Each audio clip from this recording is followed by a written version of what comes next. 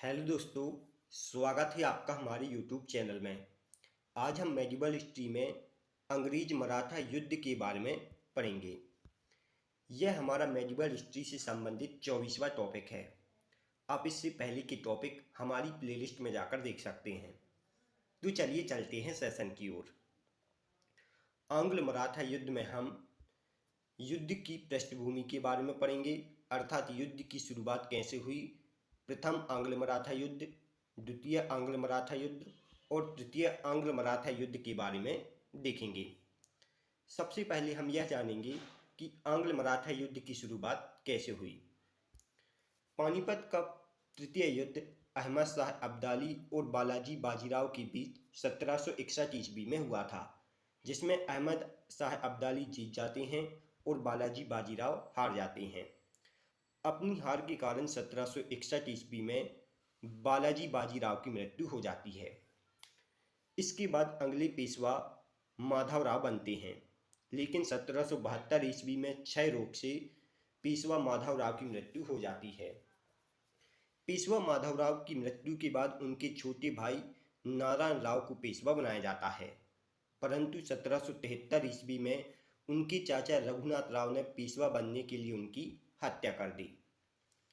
इसी क्रम में नारायण राय की पत्नी गंगाबाई ने उनके पुत्र को 1774 में जन्म दिया और उस समय मराठा साम्राज्य के एक प्रभावशाली मंत्री या अधिकारी, जिनका नाम नाना फडणवीस था, उन्होंने नाना राव के पुत्र को पेशवा बनाने की मांग रखी और इस प्रकार से एक मुहिम छेड़ दी कि नारायण राव के पुत्र सवाई माधवराव को ही पेशवा बनाया जाए। नाना फडणवीस ने सवाई माधवराव को पेशवा बनाने की मुहिम छेड़ दी। इसके बाद नाना फडणवीस द्वारा बारभाई परिषद का गठन किया गया, जिसमें सारे लोग मिलकर सवाई माधवराव को पेशवा बनाने के अभियान में लग गए। बाद में बारभाई परिषद सवाई माधवराव को पेशवा बनाने में सफल हुई और परिषद द्वारा सवाई माधवराव को पेशवा घोषित कर दिया गया। और जिस समय सवाई माधवराव को पेशवा बनाया गया था, उस समय वे केवल 40 दिन की आयु के थे। इतनी छोटी आयु में सवाई माधवराव मराठा साम्राज्य का प्रशासन नहीं संभाल सकते थे, इसलिए उनके नेतृत्व में नाना फडणवीस और उनकी बारभाई परिषद द्वारा प्रशासन व्यवस्था को चलाया गया था। अब रघुनाथ राव क्या करते हैं? रघुनाथ राव अपने आप को पेशवा बनाने की चाह लेकर अंग्रेजी ईस्ट इंडिया कंपनी के पास सहयोग मांगने के लिए जाते हैं। इसके बाद कुछ ऐसी परिस्थिति बनती है जिसके फलस्वरूप 3 आंग्ल मराठा युद्ध हुए थे। सबसे पहले हम प्रथम आंग्ल मराठा युद्ध के बारे में पढ़ेंगे। प्रथम आंग्ल मराठा युद्ध का कार्यकाल 1775 से 1782 ईस्वी के मध्य माना जाता है।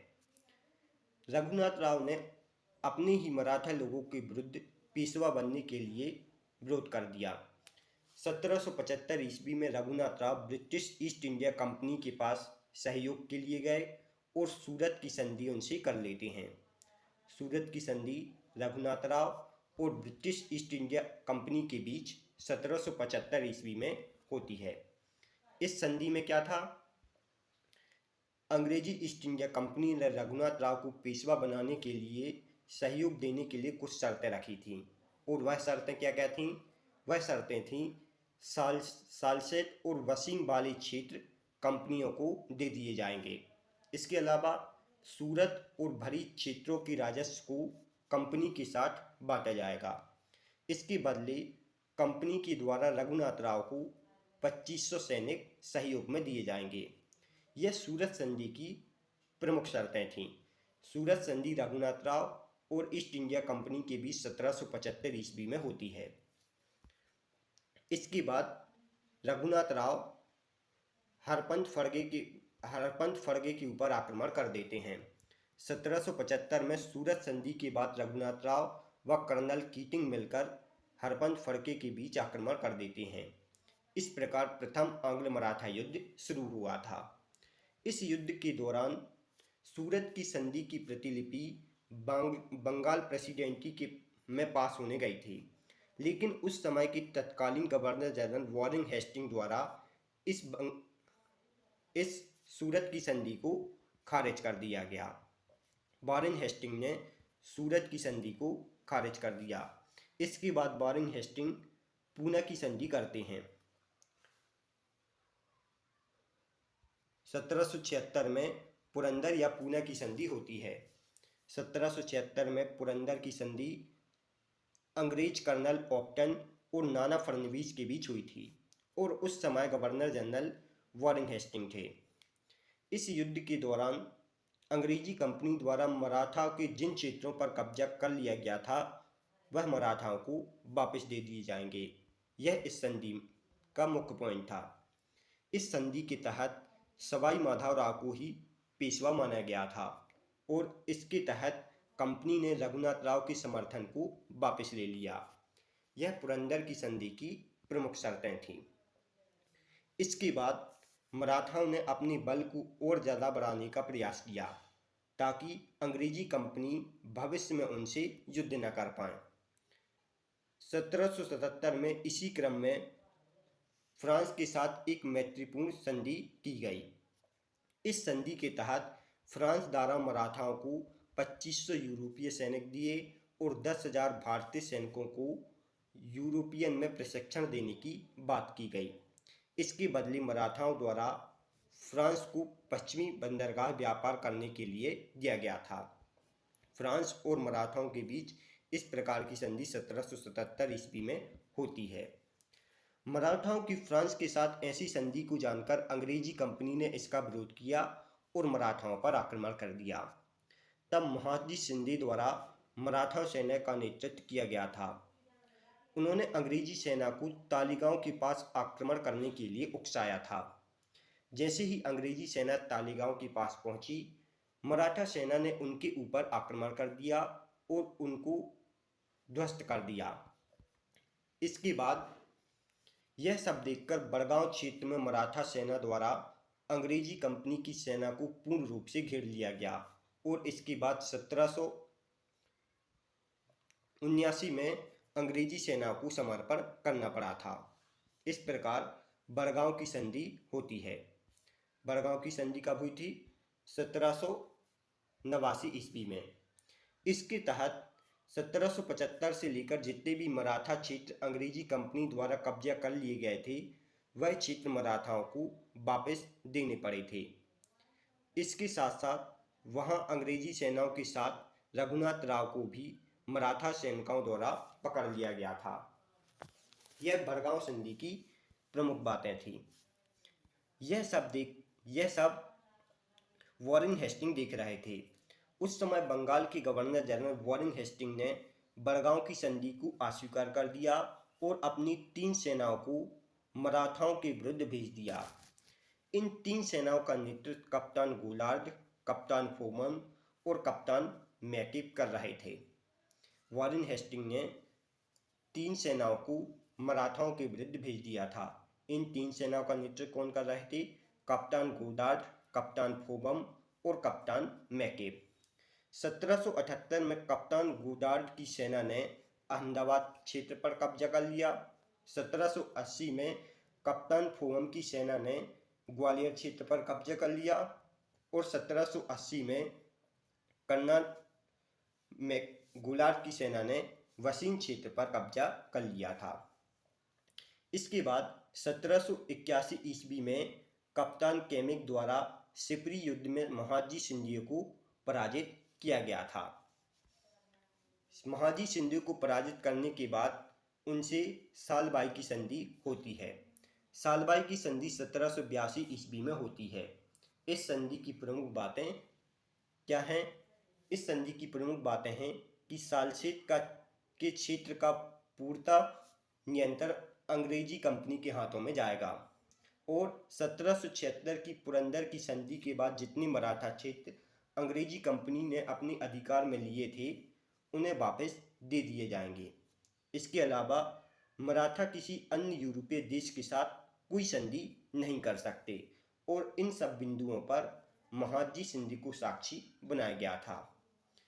सालबाई की संधि के बाद अंग्रेज मराठाओं के बीच लगभग 20 वर्षों तक शांति रही। प्रथम आंग्ल मराठा युद्ध किस संधि से समाप्त हुआ था? सालबाई की संधि के साथ, जो कि 1782 ईस्वी में हुई थी। इस संधि के बाद 20 वर्षों तक शांति रही थी। इसके बाद द्वितीय आंग्ल मराठा युद्ध होता है। द्वितीय आंग्ल मराठा युद्ध का कार्यकाल 1803 से 1805 ईस्वी के मध्य में था।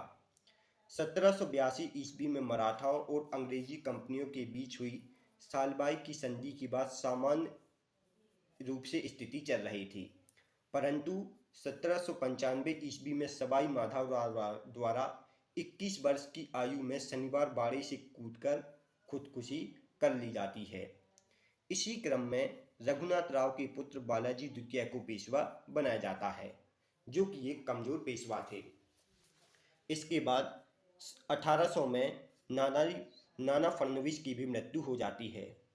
नाना फडणवीस की मृत्यु के बाद मराठा साम्राज्य के अलग अलग वंशों में संघर्ष देखने को मिलता है। नाना फडणवीस की मृत्यु के बाद मराठा साम्राज्य के होलकर वंश और सिंधिया वंश में बहुत संघर्ष हुए थे, और इन संघर्ष में पेशवा का सहयोग सिंधिया वंश को मिलता है।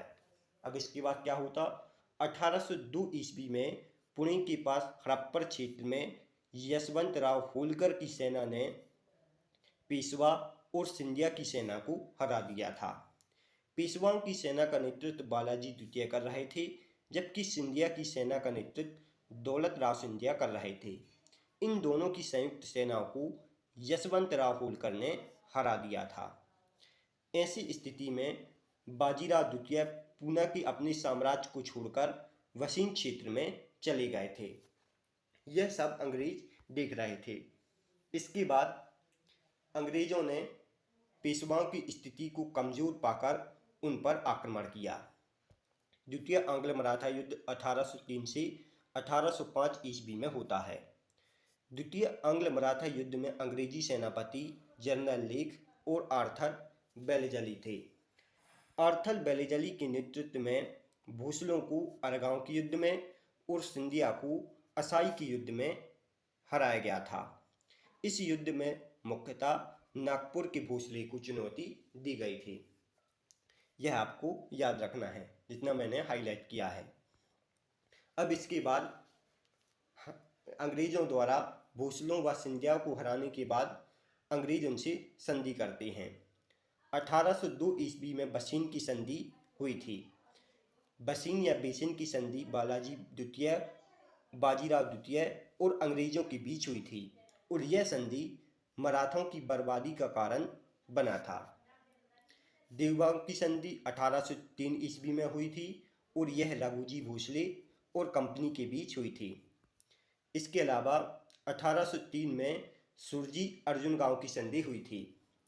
सुरजी अर्जुन गांव की संधि 1803 में सिंधिया और अंग्रेजों के बीच हुई थी, और 1804 में अंग्रेजों व सिंधिया के बीच बुरहानपुर की संधि भी हुई थी। इसके अलावा 1804 में राजघाट की संधि हुई थी। 1804-05 ईस्वी में राजघाट की संधि ने होलकर को टोंक, रामपुरा, बूंदी क्षेत्र छोड़ने को मजबूर किया था। राजपुर की संधि किसके बीच हुई थी? होलकर और अंग्रेजों के बीच, जबकि सुरजी अर्जुन गांव की संधि अंग्रेजों और सिंधियाओं के बीच हुई थी। द्वितीय आंग्ल मराठा युद्ध राजपुर घाट की संधि के साथ समाप्त हुआ था। इसके बाद तृतीय आंग्ल मराठा युद्ध होता है, जिसका कार्यकाल 1817 से 1819 ईस्वी के मध्य में था। इस युद्ध में British governor general Warren Hastings ने मराठाओं को अंतिम रूप से पराजित कर दिया। तृतीय आंग्ल मराठा युद्ध में गवर्नर जनरल कौन थे? Warren Hastings. तृतीय आंग्ल मराठा युद्ध में नागपुर की संधि 1816-17 ईस्वी में हुई थी, और नागपुर की संधि भोसले व अंग्रेजों के बीच होती है। तृतीय आंग्ल मराठा युद्ध में ग्वालियर की संधि 1817 ईस्वी में होती है, और ग्वालियर की संधि किसके बीच हुई थी? सिंधिया और अंग्रेजों के बीच। इसमें सिंधिया से कहा गया था कि वह अंग्रेजों का पिंजारियों का दमन करने में साथ दें और राजपूत राज्यों से अपना प्रभाव हटा लें। यह ग्वालियर की संधि की प्रमुख शर्तें थीं। इसके अलावा पूना और मंदसौर की भी संधि हुई थी। पूना की संधि 1817 ईस्वी में हुई। इस संधि में अंग्रेजों ने पेशवाओं से कहा कि वह मराठा संघ की अध्यक्षता त्याग दें। अंग्रेजों ने मराठाओं की संतुष्टि के लिए सतारा राज्य पर शिवाजी के वंशज प्रताप सिंह को बिठा दिया था। इसके अलावा मंदसौर की संधि भी हुई थी, जो 1818 ईस्वी में हुई थी। मंदसौर की संधि अंग्रेजों और होलकर के बीच होती है। यह सभी संधि आपको तृतीय आंग्ल मराठा युद्ध से संबंधित हैं और यह सभी आपको याद रखना है। Thanks for watching. दोस्तों, यदि आपको हमारी वीडियो पसंद आई हो तो आप इस वीडियो को लाइक और शेयर जरूर करें। इसके साथ ही हमारे चैनल को सब्सक्राइब करें। आप इस वीडियो से रिलेटेड PDF को हमारे टेलीग्राम चैनल और वेबसाइट से डाउनलोड कर सकते हैं, जिसका लिंक डिस्क्रिप्शन में दिया गया है।